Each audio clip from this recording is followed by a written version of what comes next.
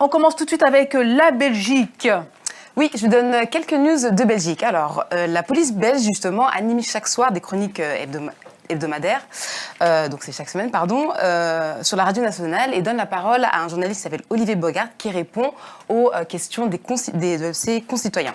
En fait, il y a quelques semaines, il s'est intéressé aux nouveaux boutons mis en place par Facebook. Les boutons qui nous permettent de préciser un peu nos réactions que vous voyez à l'écran, d'exprimer notre approbation, rire, colère, amour, larmes ou encore... je l'ai déjà dit colère ? Oui, j'ai déjà dit, d'accord. Ces émoticônes d'apparence assez amusants, en fait, sont une nouvelle manière pour Facebook de collecter des informations qui nous concernent. Et chaque clic que nous faisons leur permet de mieux nous connaître et ainsi de compiler des stats pour nous proposer beaucoup plus de publicité à chaque fois et encore nous faire consommer. En fait, il y a certaines études qui ont prouvé que plus on est heureux, plus on consomme. Il n'y a pas besoin d'études pour savoir ça. Mais en tout cas, il y a des études qui se sont penchées là-dessus. Et du coup... L'inverse, c'est pas vrai. Plus on consomme, plus on est heureux. C'est parce qu'on consomme beaucoup qu'on est plus heureux.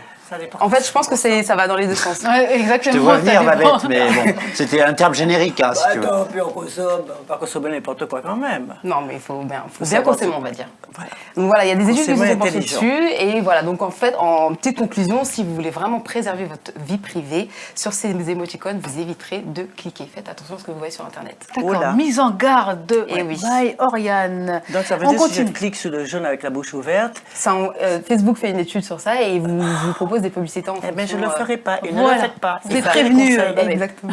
On va faire un émoticône Babette. Pas bête. Ça veut dire que Allez. je joue pas le jeu. On continue, retour en France. Oui, avec le ministère de l'Intérieur qui vient de lancer une nouvelle application qui s'appelle SAIP. C'est une application très utile qui vous permet, destinée à la population, en cas d'attentat ou de catastrophe naturelle grave, type alerte nucléaire ou encore produits dangereux. Mais par contre, tout ce qui est lié au risque majeur, par exemple inondation, il faudra s'attendre la mise à jour de l'application. Cette application vous donne donc des informations sur les comportements à adopter en cas de crise, selon l'endroit dans lequel vous vous situez, avec la possibilité de relier tout ce qui est informations, messages et alertes sur les réseaux sociaux directement. L'application est gratuite, mais moi je pose un petit bémol là-dessus, parce qu'en fait, il n'est pas possible de signaler soi-même un événement ou un risque d'attentat auquel on fait face. Donc je vois pas trop l'utilité de l'application. C'est pas en direct. En fait, c'est en direct, mais tu peux pas alerter toi-même. Ouais, En non, fait, ça c'est vous donne eux. juste des informations Ouais. sur les comportements à adopter, mais je pense que... Oui, ça serait plus intéressant de c'est pouvoir en amont, alerter. j'espère, C'est en- les oui. informations. Oui, D'accord. oui, exactement. Donc voilà, c'est un peu à creuser, mais au moins vous avez l'information. L'application s'appelle SAIP. On continue, on finit plutôt avec le vélo Fixie. Oui, on va finir sur une note un peu plus légère. Je m'adresse à tous ceux qui sont venus sur leur vélo traditionnel et qui sont avides de sensations fortes.